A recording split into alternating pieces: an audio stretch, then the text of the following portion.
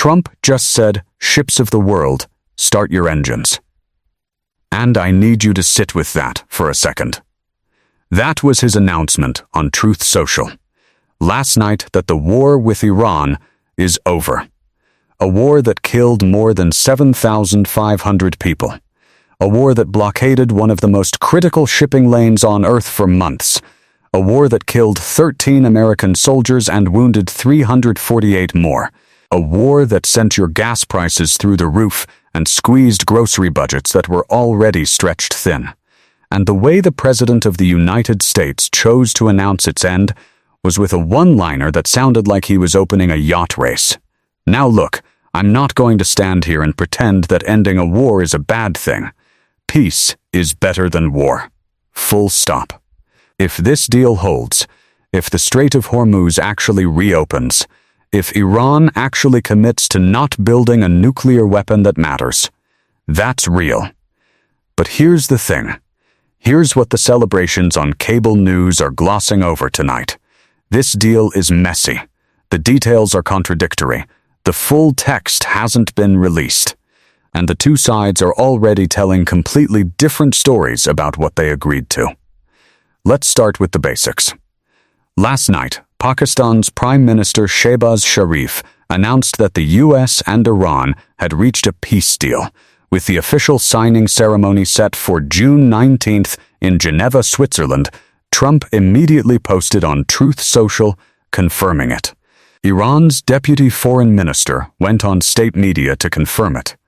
Jay Vance said he plans to attend the signing and hinted Trump himself might show up. So far so good, right?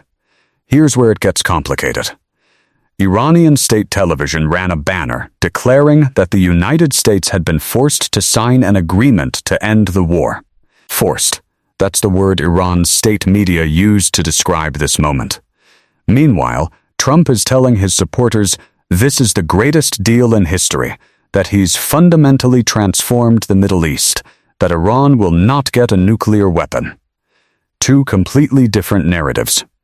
Same deal. Same piece of paper. And the full text? Still not public as of this morning.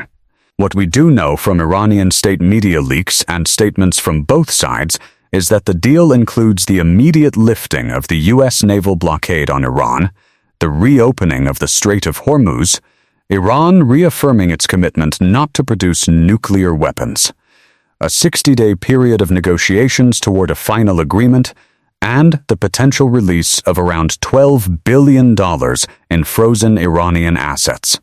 Iran's deputy foreign minister went further on Sunday, saying that lifting all sanctions, not just some, all would be Tehran's first priority in the 60-day talks.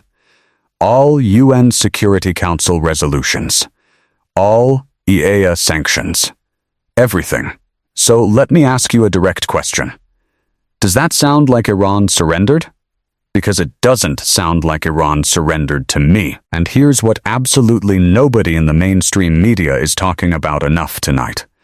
There were at least 3 competing versions of this memorandum of understanding circulating on Sunday. 3 different drafts, all with similar elements: Hormuz, sanctions relief, nuclear commitments but diverging in key ways, particularly around how much financial relief Iran gets immediately versus over time. Iran hawks inside the Republican Party are already raising alarm bells about Trump giving away too much. And the deal that Iran hawks wanted complete nuclear dismantlement, like what happened in Libya in 2003, is nowhere in this agreement. Iran gets to keep its nuclear infrastructure. They just promise not to build a weapon. A promise. From the same government that has been secretly advancing its nuclear program for decades. Now let's talk about Israel, because you can't understand this deal without understanding that Israel is furious about it. Prime Minister Benjamin Netanyahu said publicly that Israel is not a party to this deal. He and Trump are reportedly in major conflict right now. Trump even reportedly called Netanyahu a very difficult guy this week. Netanyahu's government considers this deal a deep disappointment. And just yesterday, while this deal was being finalized, Israel struck Hezbollah targets in Beirut. Trump had to go back on Truth Social and tell Netanyahu to stop attacking Lebanon. "Let's not blow it," Trump wrote. The guy whose military operation helped start this war in the first place now needs to be told by Trump to stand down. Let me put some real numbers on what this war actually cost, because we owe that to the people who paid the price. More than 7,500 people died, the vast majority of them in Lebanon and Iran. That includes civilians. That includes people who had nothing to do with any geopolitical dispute. 13 American service members came home in flag-draped coffins. 348 more were wounded. The war began on February 28, 2026, and it ends if it ends 3.5 months later. Trump promised it would last 6 weeks. It didn't. A civilian drinking water reservoir inside Iran was destroyed by American bombs in potential violation of the Geneva Convention. 3 Indian merchant sailors died when U.S. strikes accidentally hit commercial vessels during the Hormuz blockade. And the global economic damage disrupted oil markets, spiking energy prices. A World Bank warning of economic growth collapsing to 1.3% will take years to fully calculate. And now we're being asked to call this a victory. Here's what Representative Adam Smith, a Democrat from Washington and a senior member of the Armed Services Committee, said publicly yesterday, and I want you to hear this clearly. He said this deal proves the Iran war was a colossal mistake. A colossal mistake from a congressman who sits on the committee that oversees the U.S. military. And you know what? Look at the deal. Iran didn't dismantle its nuclear program. Iran is getting sanctions relief. Iran is getting $12 billion in frozen assets unfrozen. Iran's state TV is running banners saying America was forced to the table, and the full text of what was agreed to still hasn't been released to the American public. Does that sound like the outcome worth 7,500 lives and 13 American soldiers? Here's what I want you to think about going into this week. The signing ceremony is June 19th in Geneva. J.D. Vance will be there. Maybe Trump will be there. And there will be cameras, and there will be handshakes, and there will be statements about peace and stability and transforming the Middle East. It'll look historic. And some of it might even be real. But don't let the ceremony make you forget the questions that still don't have answers. Who authorized this war without a congressional declaration?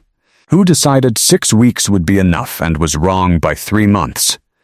Who bombed a civilian water supply? Who decided the deal terms, and why can't we see the full text? What exactly does reaffirm commitment to abstain from nuclear weapons mean in practice, and who verifies it?